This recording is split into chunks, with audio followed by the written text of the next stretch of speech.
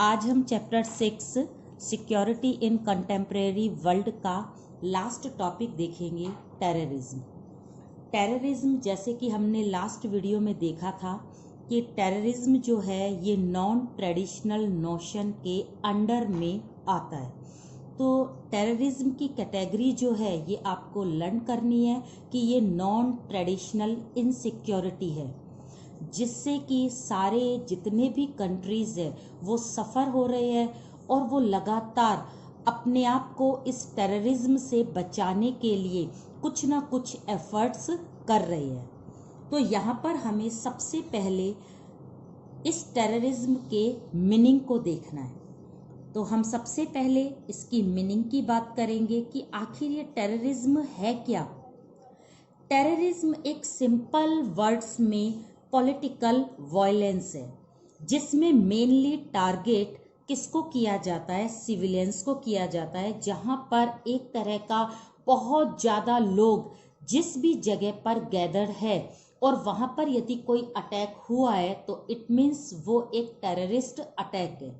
इसमें main target bus stand, railway या railway वगैरह, या फिर अगर हम किसी और तरह की बात करें तो बहुत ज़्यादा क्राउडेड जो एरिया होते हैं, स्पेशली जो मार्केट है जो बहुत ज़्यादा कंजेस्टेड होते हैं, वहाँ पर इस अटैक को फुलफिल करने के लिए जो कंट्रीज़ है वो एक दूसरे के लिए ये मेथड यूज़ करती है।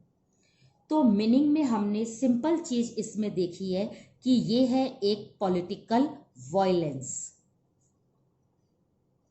अब हम आगे इसके कॉजेज को देखते हैं कि टेररिज्म के ऐसे कौन कौन से कॉजेज है जिससे कि टेररिज्म जो है वो लगातार बढ़ रहा है या और ज़्यादा इंक्रीज हो रहा है। तो यदि हम इसके सिंपल कॉजेज की बात करें तो यहाँ पर टेररिज्म को राइज करने के काफ़ी सारे कारण रहे हैं। तो फर्स्ट कारण इसमें है religious and cultural source.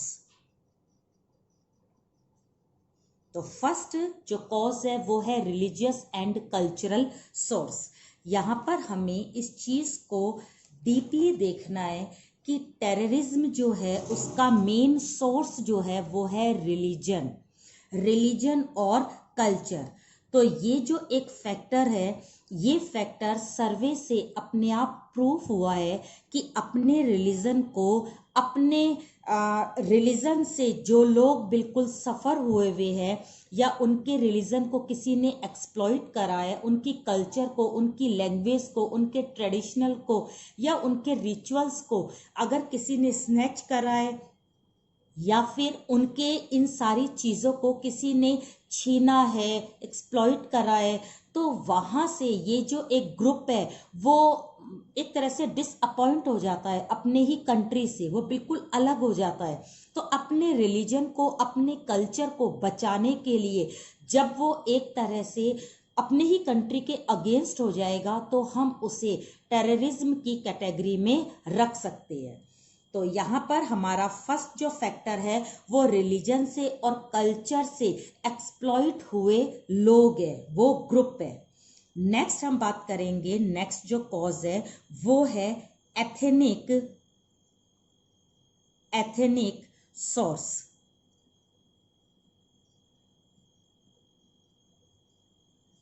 Ethnic का सिंपल मतलब है कास्ट। यहाँ पर हमें ध्यान रखना है, जब एक कंट्री में बहुत सारी कास्ट होती है तो ये तो हमें पता है कि वहाँ पर डाइवर्सिटी है, लेकिन अगर कोई भी कास्ट अपनी डोमिनेंस करती है अपनी काउंटिंग के बेस पर, इसका मतलब है अगर कोई कास्ट मेजॉरिटी में है और मेजॉरिटी में होने के कारण वो दूसरी कास्ट को दबाती है, सप्रेस करती है या उसके राइट्स छीनती है, तो ऐसी जो कास्ट है जो डिप्रेस्ड हुई हुई है, जो सप्रेस्ड हुई हुई है और जो जिसका डोमिनेंट नहीं चल रहा है, वो एथनिक लोग, वो कास्ट के लोग अपने आप को उस कंट्री से अलग समझ लेते हैं और यहाँ पर एथनिक सोर्स का ये भी हम मतलब ले सकते हैं कि कभी कभी कोई दूसरी कास्ट जो मेजोरिटी में हो दूसरी कंट्री पर अटैक करके उस कास्ट के लोगों को वहां से बाहर निकाल देती है। तो जो लोग वहां से एग्जिट हुए हैं वो लोग अपने ही कंट्री के अगेंस्ट में हो जाते हैं या वो अपने कंट्री को वापस से गेन करने के लिए अटैक करते हैं। तो अपने ही कंट्री से अपनी कास्ट के लिए निकलने के लिए जो लोग हैं वो क्या हो जाएंगे, वो एक तरह से बहुत ज़्यादा सफ़र हो जाते हैं और हम उसे ही टेररिज्म की कैटेगरी में इंक्लूड करते हैं।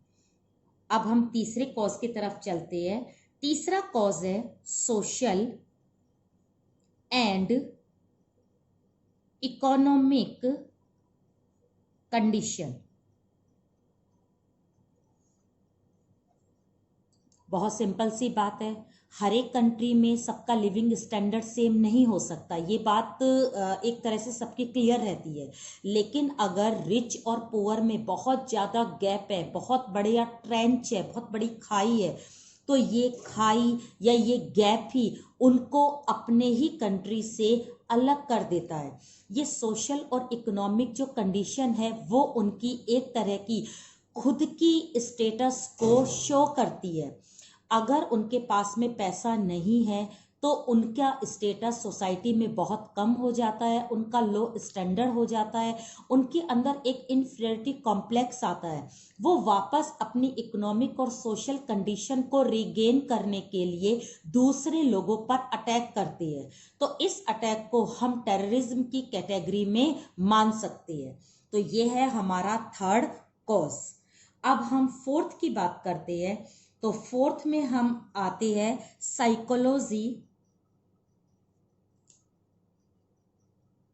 Psychological source. साइकोलॉजिकल सोर्स जो है वो हमारे इमोशंस में छिपा हुआ है। जैसे अगर हम किसी भी पर्सन के लिए, किसी भी ग्रुप के लिए, किसी भी रिलीजन या कास्ट के लिए पहले से ही अपना एक माइंडसेट बना लेते हैं कि पर्टिकुलर ये पर्सन, ये इंडिविजुअल या ये कास्ट वाला जो भी लोग हैं या जो भी ग्रुप है ये सही नहीं है, ये लोग हमसे अलग है, डिफरेंट है, ये लोग बहुत नीचे है, या फिर ये लोग जो है ये एंटी रिलीजन है, हम कुछ भी उनके बारे में सोच रहे हैं तो इट मीन्स हम लोग क्या है, प्रीजुडियस है, हम लोग उनके साथ इनजस्टिस कर रहे हैं, हम उनको एलिनेशन कर रहे हैं, हम उन्हें इग्नोर कर रहे हैं। अगर हम बिना कुछ सोचे समझे किसी पर्सन के बारे में पहले से ही कुछ अपनी राय बना लेते हैं और हमें ये लगता है कि इस रिलीजन के लोग हमेशा बुरे होते हैं, इस रिलीजन के लोग कभी अच्छे हो ही नहीं सकते हैं, इस रिलीजन के लोग हमेशा गद्दार होते हैं, अगर इस तरह की बातें हमारे दिमाग में पहले से ही तय है तो इसका मतलब है कि हम साइकोलॉजिकल उस रिलीजन को बहुत ही ज़्यादा डाउनग्रेड कर रहे हैं। तो ऐसे लोग जो इस प्रीजुडियस से, जो स्टीरियोटाइप्ड अप्रोच से सफ़र होते हैं, वो ही लोग अटैक करने की कोशिश करते हैं और इसी अटैक को हम टेररिज्म में इंक्लूड करते हैं। लास्ट हम इस कॉज की बात करेंगे जो है रोल ऑफ लीडर्स भी हो सकते हैं, रिलीजियस लीडर्स भी हो सकते हैं या पॉलिटिकल लीडर्स भी हो सकते हैं। इनका रोल हर कंट्री में पॉजिटिव होना बहुत ज़रूरी है। अगर किसी कंट्री में कोई भी प्रोमिनेंट लीडर इस तरह की अगर स्पीच दे जिससे कि वहाँ की कंट्री के सिटीजन एग्रेसिव हो जाए या फिर उनके बीच में कोई डिस्प्यूट हो जाए, दो कास्ट आपस में लड़ने लगे, उनके बीच में कॉन्फ्लिक्ट हो जाए, तो ये अपने आप ही आगे चलकर टेररिज्म का रूप कन्वर्ट कर लेती है। तो यहाँ पर हमें ध्यान रखना है कि टेररिज्म जो होता है उसके बहुत ज़्यादा कारण होते हैं, लेकिन हमने कुछ एक कॉज को अपने खुद के स्टडी के लिए रखा है। आपकी एनसीईआरटी में भी इतना ही दे रखा है कि टेररिज्म के जो कॉजेज है उसमें फर्स्ट हम रिलीजन को मानते हैं, सेकंड हम एथनिक यानी कास्ट से डिप्रेस्ड हुए लोगों को मानते हैं, तीसरा जिनकी इकोनॉमिक कंडीशन बहुत लो है तो वो अपनी कंडीशन को रिगेन करने के लिए जो अटैक करते हैं वो भी टेररिज्म है।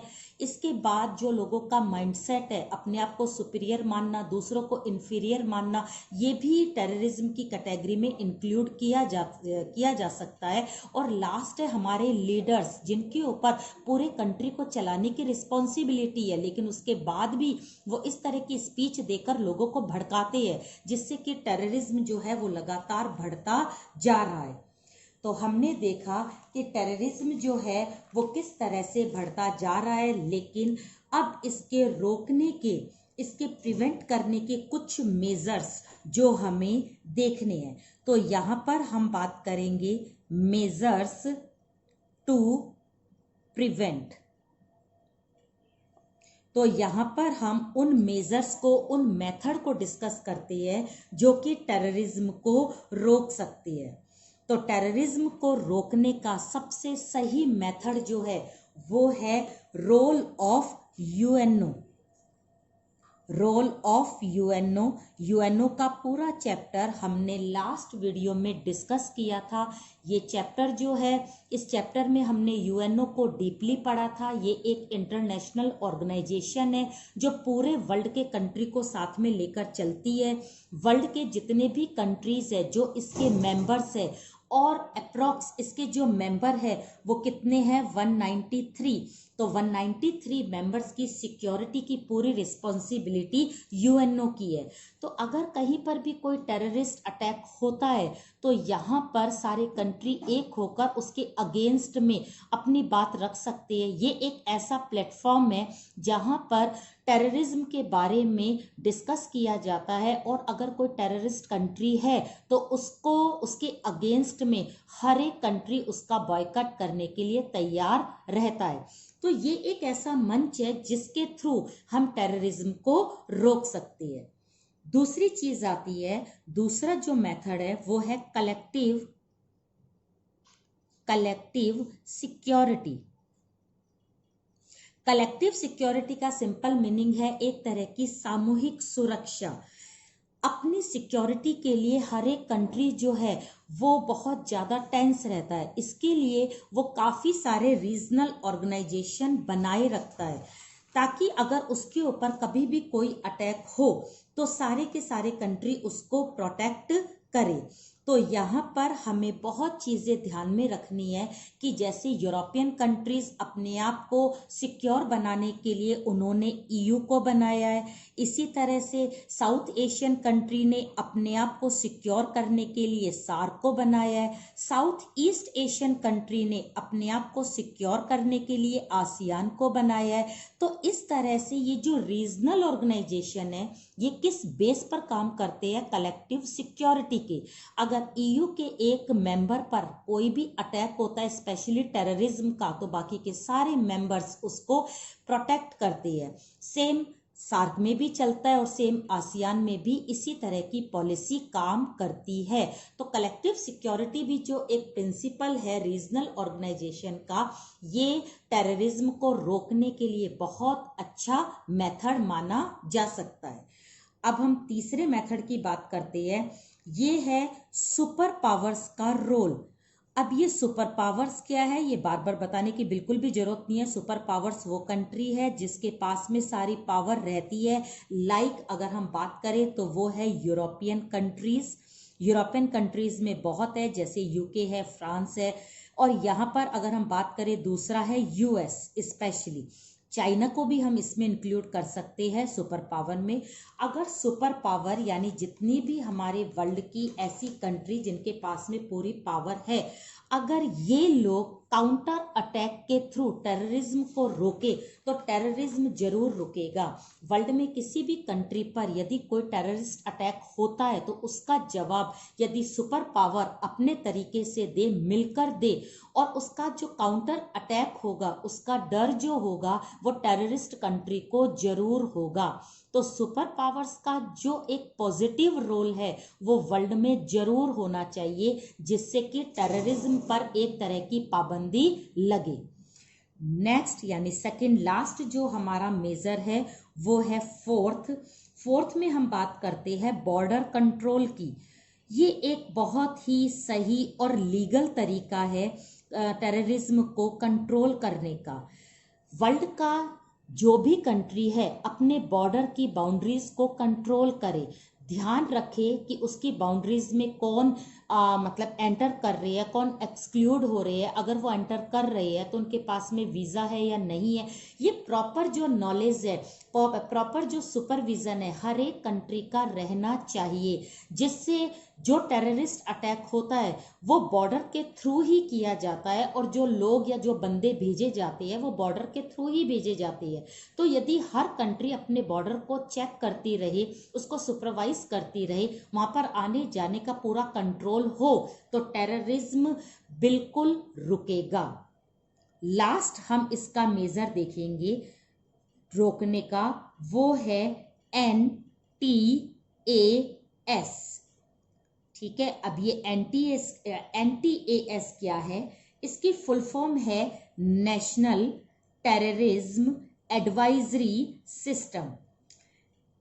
NTAS जो है ये लगातार इंफॉर्मेशन प्रोवाइड करवाती है टेररिस्ट एक्टिविटी की। कभी कभी टेररिस्ट एक्टिविटी कहाँ पर है उसके बारे में ये पहले से ही प्रायर इंफॉर्मेशन प्रोवाइड कर देती है, या फिर कभी कभी टेररिस्ट अटैक होने के बाद ये किसने करा, कैसे किया, प्लानिंग किसकी थी, लीडर कौन था, कितना नुकसान हुआ, ये सारी इंफॉर्मेशन इस सिस्टम के पास में रहती है। तो यहाँ पर इस सिस्टम को ज़्यादा से ज़्यादा एक्टिव करने की ज़रूरत है ताकि टेररिज्म पर एकदम रोक लगे, टेररिज्म को कंट्रोल किया जाए।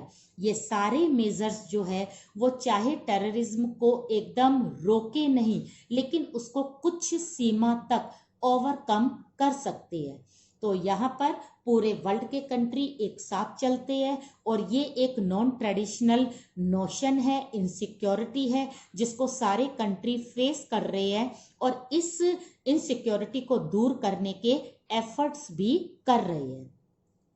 तो ये रहा हमारा 6 चैप्टर का लास्ट टॉपिक टेररिज्म, जो इसी बार इसी सिलेबस में आपका ये नया टॉपिक जुड़ा है, जिसमें आपको इसकी एक सिंपल डेफिनेशन, इसके कॉजेस और इसके कुछ मेजर्स लर्न करने हैं।